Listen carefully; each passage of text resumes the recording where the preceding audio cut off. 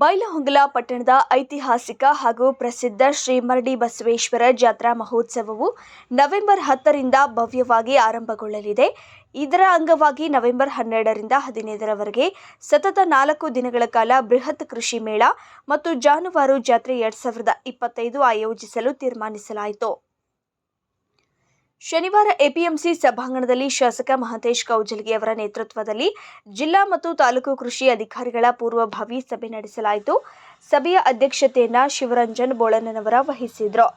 ಕಳೆದ ವರ್ಷ ಯಶಸ್ವಿಯಾಗಿ ನಡೆದ ಕೃಷಿ ಮೇಳದಲ್ಲಿ ಸುಮಾರು 200 ಮಳಿಗೆಗಳು ಸ್ಥಾಪಿಸಲ್ಪಟ್ಟಿದ್ದರೆ ಈ ಬಾರಿ ರೈತರ ಸೌಲಭ್ಯಕ್ಕಾಗಿ 200ಕ್ಕೂ ಹೆಚ್ಚು ಮಳಿಗೆಗಳನ್ನು ಅಚ್ಚುಕಟ್ಟಾಗಿ ಸ್ಥಾಪಿಸಲು ನಿರ್ಧರಿಸಲಾಗಿದೆ. ಜೊತೆಗೆ ಹೆಚ್ಚಿನ ಸಂಖ್ಯೆಯಲ್ಲಿ ಜಾನುವಾರುಗಳು ಭಾಗವಹಿಸುವಂತೆ ವ್ಯವಸ್ಥೆ ಮಾಡಲು ತೀರ್ಮಾನಿಸಲಾಯಿತು.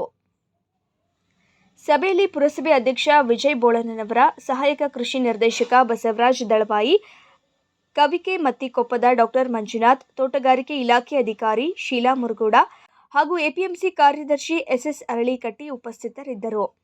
ಕೃಷಿ ಮೇಳದ ಮುಖಂಡರಾದ ಮಹೇಶ್ ಬೆಲ್ಲದ್, ಮಹಂತೇಶ ಜಿಗಜಿನ್ನಿ, ಮಡಿವಾಳಪ್ಪ ಹೋಟಿ, ಬೇಬಿ ಗಣಾಚಾರಿ, ಮಹಂತೇಶ ತುರ್ಮರಿ, ವೀರಪ್ಪಯ್ಯ ಕೋರಿಮಠ, ಸಮಿತಿಯ ಪ್ರಧಾನ ಕಾರ್ಯದರ್ಶಿ ಬಸವರಾಜ ಬರಮಣ್ಣನವರ, ರಾಜು ಕಡಸೋಮಣ್ಣವರ, ರಾಜು ಜನ್ಮಟಿ, ಮಹಂತೇಶ ಮತ್ತಿಕೊಪ್ಪ, ಮುರುಗೇಶ ಗುಂಡ್ಲೂರ, ಈರಣ್ಣ ಬೆಟಗೇರಿ, ಶ್ರೀಶೈಲ್ ಯಡಳ್ಳಿ, ಸುಭಾಷ್ ತುರ್ಮರಿ, ಬಸವರಾಜ್ ತಿಗಡಿ, ಶ್ರೀಕಾಂತ್ ಮಾಳಕ್ಕನವರ, ಸುರೇಶ್ ಯರಗಟ್ಟಿ, ವಿಠ್ಠಲ ದಾಸೋಗ, ಶೇಖಪ್ಪ ಜತ್ತಿ, ಅಶೋಕ್ ಮತ್ತಿಕೊಪ್ಪ, ಬಸವರಾಜ ಶಿಂತ್ರಿ, ರವಿ ತುರ್ಮರಿ ಹಾಗೂ ಅಣ್ಣಪ್ಪ ಗುಮ್ಮತಿ ಸೇರಿದಂತೆ ಅನೇಕರು ಸಭೆಯಲ್ಲಿ ಭಾಗಿಯಾಗಿದ್ದರು.